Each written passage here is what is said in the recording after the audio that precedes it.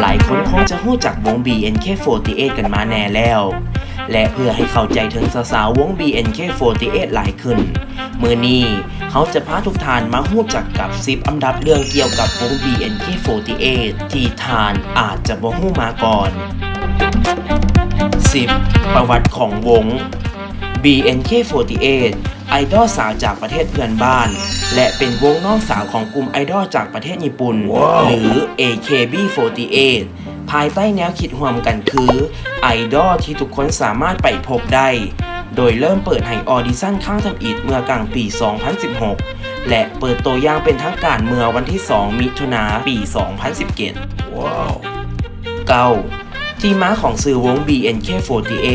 ชื่อวง BNK48 นั่นแม่นตั้งตามชื่อย่อของบางกอกหรือกรุงเทพมหานครเมืองหลวงของประเทศไทยมีสีประจำวงเป็นสีม่วงอ่อนดอกไว้ไม้ 8. สมาชิกเมื่อเดือนมิถุนายน ปี 2017 วง BNK48 ได้เปิดตัวไอดอลสาวทั้งหมดจำนวน 30 คนและเปิดตัวซิงเกิลทำอิฐออกมาในชื่อว่าอยากจะได้พบเธอเมื่อวันที่ 8 สิงหาคม ปี 2017 7. การฝึกซ้อมของสาวๆวง BNK48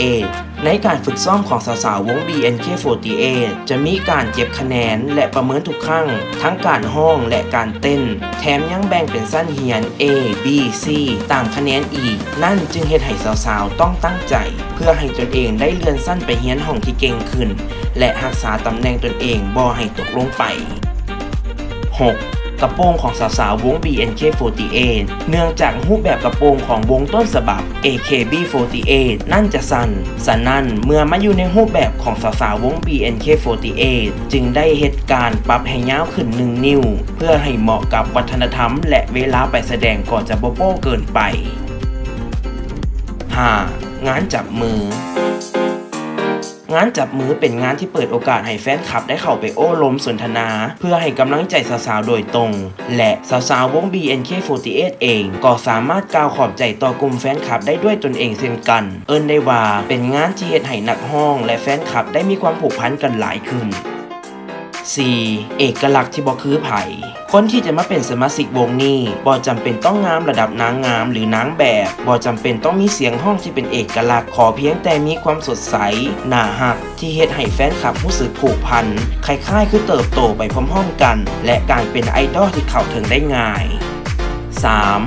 สาวๆมีสื่อโซเชียลเป็นของตนเองแฟนคลับคนใดที่บ่สามารถไปพบไอดอลสาวหรือบ่ได้ซื้อบัตรจับมือก็บ่ต้องเสียใจเพราะสาวๆทุกคนมีแอคเคาท์ของตนเองแบบ Official ซึ่งสาวๆจะเป็นคนโพสต์เองและตอบเองทั้งหมด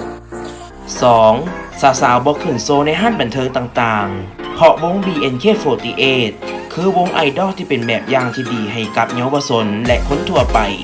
ทางวงจึงมีกฎเหล็กที่ชัดเจนว่าบ่ให้สมาชิกทุกคนยุ่งเกี่ยวกับสิ่งมึนเมารวมไปถึงการรับงานในห้างบันเทิงต่างๆ 1. กฎระเบีย